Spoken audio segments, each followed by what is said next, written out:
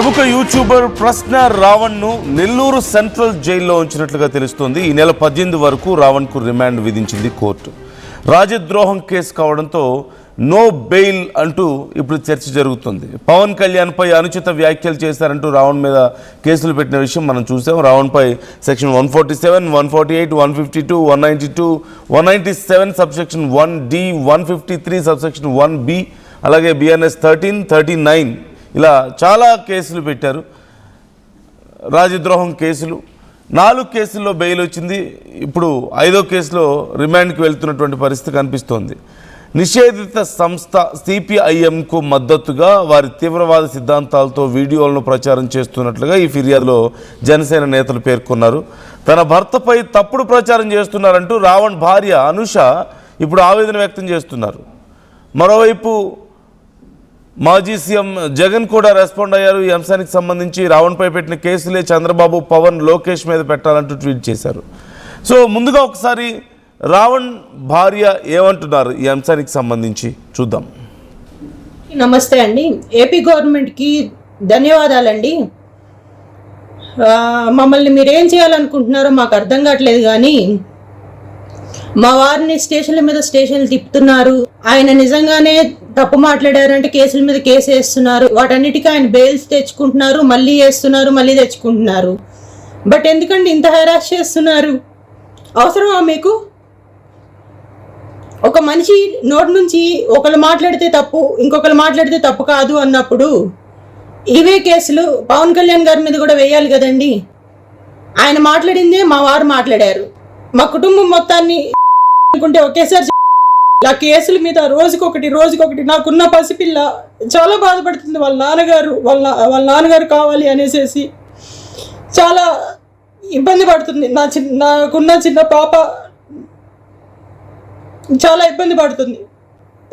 తన మొక్కమన్నా చూడండి, లేదా మా కుటుంబ సభ్యులు మేము అందరం ఒకేసారి, ఎందుకంటే నోట్లోంచి ఒక మాట వచ్చిన తర్వాత ఒకరు మాట్లాడితే తప్పు లేదు, ఇంకొకరు మాట్లాడితే తప్పు అన్నప్పుడు హింస పెడుతున్నారండి. మీరు కేసులు పెట్టట్లేదండి. ఒక కేసు అంటే సరేనండి, ఒక స్టేషన్ అంటే సరేనండి, బెయిల్ వస్తుంది మళ్ళీ తీసుకెళ్తున్నారు, బెయిల్ వస్తుంది మళ్ళీ తీసుకెళ్తున్నారు అంటే ఒకసారి ఆలోచించండి సార్. లేదా ఒకసారి అయిపోతుంది, ఇక మీరు ప్రశాంతంగా మీరు చేసుకోవచ్చు. మిమ్మల్ని ప్రశ్నించడమే మా వారు చేసిన తప్పు అయితే, ఆయనతో పాటు మమ్మల్ని, ఆయన ఒక్కడనే కాదు, ఆయనతో పాటు ఆయన కుటుంబం, నేను, నా కూతురు, మమ్మల్ని కూడా ఇంతకు మించి మేమేమీ చెప్పలేమండి. మాఫింగ్ వీడియోస్ ఏంటండి? అలాంటి వీడియోస్ ఎక్కడన్నా పెడతారా అండి? అలాంటివి ఎక్కడన్నా ఉంటాయా? తప్పండి, మీరు చేసేది చాలా తప్పు. మాఫింగ్ వీడియోస్ చేయడం అనేది చాలా తప్పు. అందరికీ నమస్తే. సో మనం చూస్తున్నాం కదా, రావణ్ భార్య ఏడుస్తున్నారు, బాధపడుతున్నారు. చాలా చిన్న పాప ఉంది మాకు, మేమందరం నరకం అనుభవిస్తున్నాం. ఇలా హింసించి ఇలా చేయడం కంటే కూడా మా అందరినీ ఒకేసారి మా ప్రాణాలు తీసేయండి, ఇది ఖచ్చితంగా తప్పు, చాలా దారుణంగా వ్యవహరిస్తున్నారు తన భర్త విషయంలో అంటూ కన్నీటి పర్యంతం అవుతున్నటువంటి పరిస్థితి కనపడుతుంది. తన కుటుంబం మొత్తాన్ని టార్చర్ చేస్తున్నారంటూ చెప్తున్నారు. సో ఈ అంశానికి సంబంధించి ఇప్పుడు ఏపీ వ్యాప్తంగా చాలా పెద్ద చర్చ నడుస్తుంది. రాజకీయ రంగు కూడా పులుముకోవడాన్ని మనం చూస్తున్నాం. ఇప్పటికే మాజీ ముఖ్యమంత్రి జగన్ కూడా రెస్పాండ్ అయ్యారు. ఒకసారి జగన్ ఏమన్నారు అనేది చూద్దాం. ట్వీట్ చేశారు. హే రామ్ సేవ్ ఆంధ్రప్రదేశ్, చంద్రబాబు దుష్ట పాలనలో అత్యంత ప్రమాదకర ధోరణిలో పోలీసు యంత్రాంగం నారా చంద్రబాబు నాయుడు గారు రాజకీయ అణచివేత చర్యల కోసం ప్రశ్నించే వారి గొంతు నొక్కడానికి ఆంధ్రప్రదేశ్లో మీరు పోలీసు వ్యవస్థను అత్యంత ప్రమాదకర ధోరణి వైపు నడిపిస్తున్నారు. మీ పాలనలో పుట్టుకొచ్చిన దుష్ట సంప్రదాయాలతో మీరు రాష్ట్రంలో ప్రతి చోట విషపు విత్తనాలు నాటారు. అవి క్రమంగా మొక్కలై విషవృక్షాలుగా మారుతున్నాయి. చిన్నారుల మిస్సింగ్ అయినా దర్యాప్తు వేగం లేదు. మహిళలపై నేరాలకు సంబంధించి ఫిర్యాదులు నమోదులు కాకపోయినా కదలిక లేదు. గిరిజన మహిళలను వివస్త్రణ చేసి దాడి చేసిన అరెస్టులు లేవు. కానీ సోషల్ మీడియాలో ప్రభుత్వాన్ని ప్రశ్నిస్తే మాత్రం కేసులు, అరెస్టులు, చిత్రహింసలు, నాన్ బెయిలబుల్ సెక్షన్లు పెడతారా? కాకినాడ జిల్లా తుని నియోజకవర్గానికి చెందిన జ్ఞానేశ్వరి కేసు ఏమైపోయింది? 30 రోజులు అయిపోయినా ఇప్పటి వరకు పాప ఆచూకీ తెలియలేదు. తండ్రి వీధిలో పట్టుకొని తిరుగుతున్నాడు. పాప తల్లి ఆ బాధ తట్టుకోలేక అనారోగ్యానికి గురైంది. ఒక చిన్నారి ఆచూకీ కనుగొనడంలో ప్రభుత్వం విఫలమైతే ఇక ప్రజల భద్రతకు భరోసా ఎలా ఇవ్వగలరు? అలాగే ఇలా చాలా ఘటనలని ప్రస్తావిస్తూ ప్రభుత్వాన్ని ప్రశ్నించే ప్రయత్నం చేస్తారు. అంటే చిన్నపిల్లలకి రక్షణ లేదు, మహిళలకి రక్షణ లేదు, ఇప్పుడు ప్రశ్నించే వాళ్ళకి రక్షణ లేదు, ఎవరికీ ఈ ప్రభుత్వంలో రక్షణ లేదు అంటూ వరుసపెట్టి చాలా అంశాలను ఆయన ప్రస్తావించారు. మనం చూస్తున్నాం. మా ఏపీ ఇన్పుట్ ఎడిటర్ కృష్ణమోహన్ మనతో జాయిన్ అవుతున్నారు. కృష్ణమోహన్, ఓవైపు బిఎన్ఎస్, మరోవైపు UAPA unlawful activities prevention act కూడా పెట్టినట్లుగా కనిపిస్తోంది. ఇప్పటికే జైలుకు తరలించారు రిమాండ్ కోసం. కండిషన్ ఎలా ఉంది అంటే, ఒక 4 రోజులు భోజనం చేయలేదని నిరాహార దీక్ష చేస్తున్నాడని చెప్పేసి మనం వింటున్నాం కదా. How is his health now? And Ravan భార్య ఇప్పుడు ఏడవడాన్ని మనం చూస్తున్నాం. మమ్మల్ని అందరినీ టార్చర్ చేస్తున్నారు, దీనికంటే మా ప్రాణాలు తీసేయడం బెటర్ అంటూ. సో ఏం జరుగుతుంది అసలు? కేసు ప్రొసీడింగ్స్ ఎలా ఉన్నాయి? మరి దీని మీద ఎవరెవరి సపోర్ట్ ఎలా ఉంది? ప్రొసీడింగ్స్ రాత్రి వరకు కొంచెం అర్ధరాత్రి 12 గంటలకి రావణ్ణి 14 రోజుల రిమాండ్కి తరలించిన పరిస్థితి అయితే ఉంది. వెంటనే అక్కడి నుంచి అతన్ని నెల్లూరు జైలుకి తరలించారు. సో ఏదైతే రాజద్రోహం కింద ఉపాయార్థ కింద కేసు నమోదు చేశారో రావణ్ మీద కొంత ఆర్గ్యుమెంట్స్ జరిగినప్పటికీ కూడా కోర్టు ఇప్పుడు సెక్షన్స్ కింద మనం కానీ చూసుకుంటే దాదాపుగా అన్ని కూడా 10 ఏళ్ళకి తక్కువ లేకుండా ఉన్న సెక్షన్స్ పెట్టారు. కాబట్టి అయితే రిమాండ్ తరలించాల్సిన పరిస్థితి వచ్చింది. ఇప్పటి వరకు వరుసగా 4 కోట్లలో బెయిల్ వచ్చిన తర్వాత కూడా 5వ కోర్టు తర్వాత గన్నవరానికి సంబంధించిన కేసులో దేశద్రోహం కేసు నమోదు చేసిన నేపథ్యం ఉపా చట్టంతో సహా పలు సెక్షన్ల కింద కేసు నమోదు చేశారు గన్నవరం పోలీసులు. దాంతో గన్నవరం కోర్టు దగ్గర వద్ద హంగామా నడిచింది చాలాసేపు. అక్కడ ఉన్న పోలీసు అధికారులకి, తర్వాత అక్కడికి వచ్చిన ఇతర సిబ్బందికి అన్నిటికీ వాళ్ళందరికీ కూడా జనసేన నాయకులు కొంత భోజనాలు అక్కడ సరఫరా చేయడం, ఇవన్నీ కూడా కొంత కాంట్రవర్సీ నచ్చిన పరిస్థితి. అయితే రాత్రి 12 గంటలకి తీర్పు ఇచ్చారు. 14 రోజుల రిమాండ్ విధించిన నేపథ్యంలో 14 రోజులు అంటే అక్కడి నుంచి నెల్లూరు జైలుకి తరలించారు రావణ్ణి. రాత్రి అంటే తెల్లవారుజామున ఆయన రాజమండ్రి నెల్లూరు జైలుకి చేరుకున్నారు. అయితే ఈ కేసులో మొదటి నుంచి కొంత కోర్టు 4 పర్యాయాలు అరెస్ట్ అయినప్పటికీ కూడా సీతాపురం, తర్వాత కాకినాడ, తర్వాత వెనుకూరు, ఇట్లా చెప్పవరం, ఇట్లా 4 ప్రాంతాల్లో ఎద్దులైనప్పటికీ కూడా గన్నవరం పోలీసులు తిరిగి అరెస్ట్ చేసి దేశద్రోహం కింద కేసు నమోదు చేయడం పట్ల కొంత విమర్శలు వచ్చాయి. ప్రకాష్ రాజ్ లాంటి వ్యక్తులు గవర్నమెంట్ ని ప్రశ్నించారు. తర్వాత జరాసరావు వీళ్ళందరూ కూడా కొంత ప్రశ్నించిన పరిస్థితి మనం చూసాం. అయితే వాళ్ళ భార్య కూడా కొంత నిన్న మాట్లాడే ప్రయత్నం చేశారు. పిల్లలు ఉన్నారు, ఇట్లా మమ్మల్ని వేధించడం కంటే కూడా చెప్పేయండి అన్నట్టుగా ఆమె కూడా మాట్లాడే ప్రయత్నం అయితే చేశారు. అయితే ఈ కేసుకు సంబంధించి అంటే ఎలా ఉండబోతుంది, లేదు 50 రోజుల్లో అవకాశం ఉంటుందా అంటే, ఇంకా కోర్టులో ఇప్పటికీ జైలు తరలించారు కాబట్టి 14 తర్వాత ఫర్దర్ గా ఏం జరుగుతుంది అనేది మీకు కోర్టు ప్రొసీడింగ్స్ ఆందోళన బట్టి మనకి ముందు ఫర్దర్ గా లాయర్లు బెయిల్ పిటిషన్స్ లేకపోతే ద్వారా వచ్చే సమాచారం బట్టి మాత్రమే ఉంటుంది చెప్తే దీంట్లో ఇక వేరే ఇష్యూస్ ఏమి ఉండవు. మరి ఇప్పుడు దీనికి మద్దతుగా ఎవరు ఉంటారు? మన వైపు జగన్ కూడా మనం ట్వీట్ చూసాం. రాష్ట్రంలో జరుగుతున్న వరుసగా జరిగిన పరిణామాలన్నిటి నుండి కూడా ఆయన కూడా ఒక ట్వీట్ పెట్టారు. ఏదైనా దీన్ని ఎలా ముందుకు వెళ్తారు అనేది చూడాల్సిన పరిస్థితి మనకి. జడా శ్రవణ్ ఈ కేసుకు సంబంధించి ఎలా ప్రొసీడ్ అవుతున్నారు? ఆయన మాజీ జడ్జ్, సీనియర్ న్యాయ వ్యవస్థలో మంచి నిపుణులు. మరి సిమిలర్ కేసెస్ అన్ని కలిపి విచారించండి, ఒకేసారి విచారించండి అని చెప్పి ప్రొసీడ్ అవుతున్నట్లు కనపడుతుంది.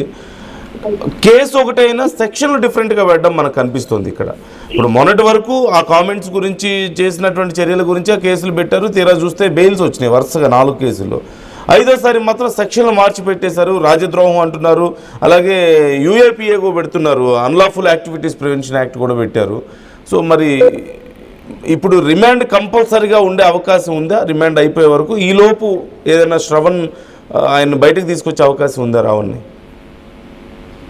బేసిక్ గా దీంట్లో ఇప్పుడు దేశద్రోహం కింద ఉప యాక్ట్ కింద పెట్టాల్సిన పరిస్థితి దీని కింద ఒకసారి కానీ మనం కానీ చూసుకుంటే, జోసెఫ్ ప్రశ్న అనే ఒక యూట్యూబ్ ఛానల్ నిషేధిత తీవ్రవాద సంస్థ సిపిఐ మావోయిస్టును అంటే మావోయిస్టు సిపిఐ ఉన్న దానికి కీర్తిస్తూ ప్రజల్లో వాగ్దానాల్ని తీసుకువెళ్లేలా సాయుధ తిరుగుబాటుకు మద్దతు తెలుపుతూ ప్రోత్సాహం ఇస్తున్నారు అంటూ ప్రసంగం చేసిన కొన్ని అతని గతంలో ఏదైనా మాట్లాడిన వీడియోను అప్లోడ్ చేశాడనేది గన్నవరానికి చెందిన జనసేన నాయకుడు అలాగే రాష్ట్ర రహదారుల అభివృద్ధి సంస్థ చైర్మన్ గా ఉన్న శివశంకర్ ఇచ్చిన ఫిర్యాదు. అంటే ఆయన ఏం చెప్పాడంటే ఈయన రాష్ట్రాన్ని విచ్ఛిన్నం చేయడానికి నిషేధిత తీవ్రవాద సంస్థకు మద్దతుగా ఈయన మద్దతు పలుకుతున్నాడు. మావోయిస్టు సిపిఐకి మావోయిస్ట్ కి మద్దతు పలుకుతున్న పరిస్థితి. అందుకే ఆయన వీడియోస్ కూడా విధంగా ఉంటాయి, ఆయన మాటలు అలాగా ఉంటాయి, రచ్చగొట్ట ప్రయత్నాలు చేస్తున్నారనే యాంగిల్లో ఆయన కేసు పెట్టాడు. ఆ కేసు మీద ఇప్పుడు దేశద్రోహం కింద ఉప యాక్ట్ ని పెట్టిన నేపథ్యం కూడా మనం చూడొచ్చు. అయితే ఈ కేసులో నిన్న వాదనలు రాత్రి 12 గంటల వరకు జరుగుతున్న నేపథ్యంలో కూడా జడాశ్రవణ్ చెప్పిన వాదనలు అంటే అసలు ఇది దేశద్రోహం కింద ఏ సెక్షన్ కింద పెట్టారు అనేది ఆయన అడుగుతున్నారు. అసలు ఆయన మీడియాతో కూడా మాట్లాడుతూ చాలా సందర్భాల్లో ప్రకాష్ రాజు రావణ్తో మాట్లాడిన ఆడియోలను తర్వాత ఏ సాయంతో మార్చి ప్రభుత్వం తరఫున ప్రచారం చేస్తోంది అనే ఒక వాదన తీసుకుని వచ్చి ప్రయత్నం చేశారు. మరోవైపు ప్రకాష్ రాజు కూడా అసలు మేము మాట్లాడిందని ఒక కట్ అండ్ పేస్ట్ చేసి మీరు ఎలా చేస్తారు, ఏం జరుగుతోంది, మీకు ఏం జరుగుతుందో అర్థమవుతుందా అని మాట్లాడే ప్రయత్నం కూడా చేసిన పరిస్థితి అయితే మనం చూసాం. కానీ మొత్తం మీద ఇప్పుడు ఈ వ్యవహారం కోర్టుకు వెళ్ళడం, కోర్టు రిమాండ్ పర్యటన చేసింది కాబట్టి 14 రోజులు రిమాండ్ కి నెల్లూరు జైలు కూడా తరలించేశారు. ఫర్దర్ గా ఇక ఆయన ప్రొసీడింగ్స్ ఎలా ఉంటాయి లేదు కోర్టులు ఎలా తీసుకుంటాయి. ఇప్పుడు హైకోర్టులో కూడా ఈ రోజు ఒక విచారానికి ఉన్నట్టుంది ఒక కేసు రావణ్కి సంబంధించిన సందర్భంలో. అది చూడాలి ఈ రోజు ప్రొసీడింగ్స్ ఏ విధంగా ఉంటాయి, ఈ రోజు అది టేబుల్ అవుతుందా లేదా అనే అంశం కూడా మనం చూడాల్సిన పరిస్థితి ఉంది కాబట్టి చూడాల్సిన నేపథ్యం ఉంది. Right, thank you Krishnamohan, thanks for the details. మొత్తం మీద రావణ్ విషయంలో ఆయన భార్య ఆవేదన వ్యక్తం చేయడం మనకు కనిపిస్తుంది. మాకు నరకం చూపిస్తున్నారు, చిన్న పాప ఉంది, దయచేసి మా గురించి ఆలోచించండి అంటూ ప్రాధేయపడడం, కన్నీటి పర్యంతం అవడం మనకు కనిపిస్తుంది. మరోవైపు జగన్ కూడా ఈ అంశం మీద రెస్పాండ్ అయ్యారు, ట్వీట్ చేశారు, ప్రభుత్వాన్ని చాలా అంశాలకు సంబంధించి ప్రశ్నిస్తూ వస్తున్నారు, అన్ని రకాలుగా ప్రభుత్వం ఫెయిల్ అవుతుందని విమర్శిస్తున్నారు. ఇక ఇప్పటికే రావణ్ని జైలుకి తరలించారు, రిమాండ్ కోసం రావణ్ని తరలించడాన్ని మనం చూస్తూనే ఉన్నాం. నెల్లూరు సెంట్రల్ జైలుకు తరలించారు 14 రోజుల రిమాండ్ కోసం అని చెప్పేసి. అయితే ఇప్పుడు యూఏపీఏ యాక్ట్ పెట్టడం అనేది చాలా పెద్ద చర్చ అవుతుంది. Unlawful activities prevention act. Unlawful activities అనేవి ఏమున్నాయి అనేది అధికారులు రేపు కోర్టుకు చూపించాల్సి ఉంటుంది. దాంతోపాటు రాజద్రోహం కేసు పెట్టినటువంటి పరిస్థితి కూడా కనపడుతుంది. 152 పెడుతున్నారు. అంటే దేశ సార్వభౌమత్వానికి భంగం కలిగించడం, దేశం మీద రాజ్యం మీద కుట్రలు చేయడం, రాజ్యం అనడం కంటే ప్రభుత్వం అనాలి, ఆ పదాన్ని ఇప్పుడు ఉపయోగించకూడదు మనం. సో ప్రభుత్వం మీద కుట్రలు పనడం, దేశ సార్వభౌమాధికారానికి భంగం కలిగించడం, ప్రజల్లో శాంతి భద్రతలకు విఘాతం కలిగించడం, ఇలా వీటితో పాటు అన్లాఫుల్ యాక్టివిటీస్ అంటే చట్ట వ్యతిరేక కార్యకలాపాలు చేయడం. సో ఇన్ని రోజుల పాటు మరి ఏమైపోయాయి ఈ చట్టాలన్నీ? ఇన్ని రోజుల పాటు ఇన్ని దారుణాలు చేస్తున్నాడని చెప్పి ఈ కేసులో మెన్షన్ చేశారు, ఈ సెక్షన్లు పెట్టారు. మరి ఇన్ని రోజులు ఏమైపోయారు పోలీసులు? ఇన్ని రోజులు ఈ కేసులు ఏమైపోయాయి? ఈ కంప్లైంట్స్ ఏమైపోయాయి? డిప్యూటీ సీఎం మీద కామెంట్స్ చేసిన తర్వాతే ఇవన్నీ గుర్తొచ్చాయా? అఫ్కోర్స్ చేసిన కామెంట్స్ కరెక్టా అంటే ఖచ్చితంగా తప్పే, చర్యలు తీసుకోవాల్సిందే. కాకపోతే అంతవరకు ఐటీ యాక్ట్ కిందో లేదంటే ఇలాంటి కామెంట్స్ దారుణమైన కామెంట్స్ చేశారు, ఇబ్బంది పెట్టారు, ఆయన అభిమానులు బాధపడ్డారనో లేదంటే ఆయన ప్రతిష్టకి భంగం కలిగించారనో ఇలాంటి కేసులు అనేవి మనం చూస్తూ ఉంటాం. ఐటీ యాక్ట్స్ లాంటివి పెడుతూ ఉంటారు యూట్యూబ్లో, సోషల్ మీడియాలో మాట్లాడినందుకు. అలా కాకుండా అసలు యూఏపీఏ యాక్ట్లు పెట్టడం ఏంటి? దేశద్రోహం కేసులు పెట్టడం ఏంటి? సిపిఐఎం మావోయిస్ట్తో మద్దతుగా ఉన్నాడని చెప్పేసి ఈ కేసులు పెడుతున్నారట. అసలు సిపిఐ మావోయిస్ట్ పార్టీ ఇంకా ఎక్కడ యాక్టివ్గా ఉంది? అతను ఏం చేశాడు? దానికి సంబంధించి ఏం ఆధారాలు ఉన్నాయి? So they are going in extreme వేలో వెళ్తున్నారు అనేది అర్థమవుతుంది. ఎట్టి పరిస్థితుల్లోనూ బయటకు రానివ్వడం ఇష్టం లేదు. They wanted to set an example for the others. ఇంకొకసారి ఎవరు నోరెత్తకూడదు డిప్యూటీ సీఎం గురించి లేదంటే ప్రభుత్వం గురించి మాట్లాడాలంటే భయపడిపోవాలి అనే ఉద్దేశంతో ఇలాంటి కేసులు పెడుతున్నట్లు కనపడుతుంది. మరి దీని ప్రభావం ఎలా ఉంటుంది? ప్రజలు అబ్జర్వ్ చేస్తున్నారు, ప్రజలు పిచ్చోళ్ళు కాదు. అంటే నేరము శిక్ష అనేది రెండూ ప్రజలకు తెలియదేం కాదు. ఇప్పుడు ప్రూవ్ అయిన కేసులైనా ప్రూవ్ అవ్వని కేసులైనా సిబిఐ విచారణలో సంవత్సరాలుగా నలుగుతున్న కేసులైనా ప్రతిదీ ప్రజలకు తెలియంది కాదు. Of course we are there to tell people everything. So people decide everything after all. So కేర్ఫుల్గా ఉండడం అనేది అవసరమే ప్రభుత్వానికైనా సరే. ఒక్క విషయం నేను చెప్పాలనుకున్న, రావణ్ మంచివాడా చెడ్డవాడా అనేది నేను చెప్పడం లేదు. అతను చేసిన కామెంట్స్ ఖచ్చితంగా చాలా చండాలమైన కామెంట్స్ గతంలో కూడా చేశాడు. ప్రధానంగా హిందూ దేవుళ్ళ గురించి, హిందుత్వం గురించి, హిందూ ధర్మం గురించి అతను చేసినటువంటి కామెంట్స్కి ఖచ్చితంగా అతనికి కఠినమైన శిక్ష పడాల్సిందే, అందులో ఎలాంటి డౌట్ లేదు. డిప్యూటీ సీఎం గురించి కూడా అతను చాలా దారుణమైన కామెంట్స్ చేశాడు, అవమానకరమైనటువంటి కామెంట్స్ చేశాడు. ఆ విషయంలో కూడా చర్యలు తీసుకోవాల్సిందే. కానీ ఏ సెక్షన్ల కింద కేసులు పెడుతున్నారు? ఒకవేళ పలానా సెక్షన్ల కింద అతను చేసిన కామెంట్స్కో అతను చేసిన పనులకో ఒక సెక్షన్ పెట్టారు, కోర్టుకు వెళ్ళారు, కోర్టు బెయిల్ ఇచ్చిన తర్వాత ఒకసారి ఇచ్చింది, 2 సార్లు ఇచ్చింది, 3 సార్లు, 4 సార్లు బెయిల్ ఇచ్చిన తర్వాత 5వ సారి కూడా మళ్ళీ అరెస్ట్ చేయడం, లేదంటే 5వ సారి ఇంకా బలమైన కేసులు పెట్టి అతన్ని లోపలేయడం, ఇది కక్ష సాధింపుగా మారిపోయింది. So try to comment your opinions. మీ అభిప్రాయాలు ఏంటి? కామెంట్ చేయండి. మరొకసారి రావణ్ భార్య ఏమంటున్నారనేది చూద్దాం. నమస్తే అండి. ఏపీ గవర్నమెంట్కి ధన్యవాదాలండి. మమ్మల్ని మీరేం చేయాలనుకుంటున్నారో మాకు అర్థం కావట్లేదు, కానీ మా వారిని స్టేషన్ల మీద స్టేషన్లు తిప్పుతున్నారు. ఆయన నిజంగానే తప్పు మాట్లాడారంటే కేసుల మీద కేసు వేస్తున్నారు. వాటన్నిటికీ ఆయన బెయిల్స్ తెచ్చుకుంటున్నారు, మళ్ళీ వేస్తున్నారు, మళ్ళీ తెచ్చుకుంటున్నారు. బట్ ఎందుకండి ఇంత హెరాస్ చేస్తున్నారు? అవసరమా మీకు? ఒక మనిషి నోటి నుంచి ఒకరు మాట్లాడితే తప్పు, ఇంకొకరు మాట్లాడితే తప్పు కాదు అన్నప్పుడు ఇవే కేసులు పవన్ కళ్యాణ్ గారి మీద కూడా వేయాలి కదండి. ఆయన మాట్లాడిందే మా వారు మాట్లాడారు. మా కుటుంబం మొత్తాన్ని అనుకుంటే ఒకేసారి ఆ కేసుల మీద రోజుకొకటి నాకున్న పసిపిల్ల చాలా బాధపడుతుంది. వాళ్ళ నాన్నగారు కావాలి అనేసి చాలా ఇబ్బంది పడుతుంది. నాకున్న చిన్న పాప చాలా ఇబ్బంది పడుతుంది. తన మొక్కమన్నా చూడండి, లేదా మా కుటుంబ సభ్యులు మేము అందరం ఒకేసారి, ఎందుకంటే నోట్లోంచి ఒక మాట వచ్చిన తర్వాత ఒకరు మాట్లాడితే తప్పు లేదు, ఇంకొకరు మాట్లాడితే తప్పు అన్నప్పుడు హింస పెడుతున్నారండి. మీరు కేసులు పెట్టట్లేదండి. ఒక కేసు అంటే సరేనండి, ఒక స్టేషన్ అంటే సరేనండి, బెయిల్ వస్తుంది మళ్ళీ తీసుకెళ్తున్నారు, బెయిల్ వస్తుంది మళ్ళీ తీసుకెళ్తున్నారు అంటే ఒకసారి ఆలోచించండి సార్. లేదా ఒకసారి అయిపోతుంది, ఇక మీరు ప్రశాంతంగా మీరు చేసుకోవచ్చు. మిమ్మల్ని ప్రశ్నించడమే మా వారు చేసిన తప్పు అయితే, ఆయనతో పాటు మమ్మల్ని, ఆయన ఒక్కడనే కాదు, ఆయనతో పాటు ఆయన కుటుంబం, నేను నా కూతురు మమ్మల్ని కూడా ఇంతకు మించి మేమేమీ చెప్పలేమండి. మాఫింగ్ వీడియోస్ ఏంటండి? అలాంటి వీడియోస్ ఎక్కడన్నా పెడతారా అండి? అలాంటివి ఎక్కడన్నా ఉంటాయా? తప్పండి, మీరు చేసేది చాలా తప్పు. మాఫింగ్ వీడియోస్ చేయడం అనేది చాలా తప్పు. అందరికీ నమస్తే అండి. ఏపీ గవర్నమెంట్కి ధన్యవాదాలండి.